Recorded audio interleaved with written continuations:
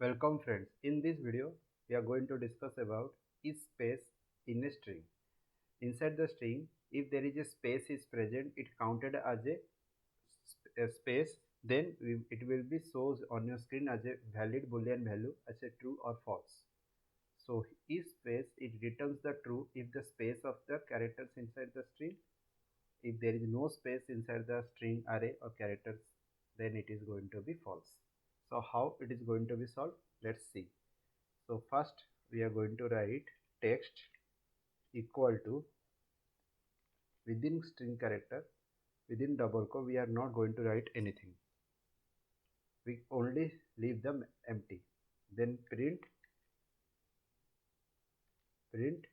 within bracket txt dot, then there is going to be is space. Okay, fine. Now run it and check. It returns to you true or false.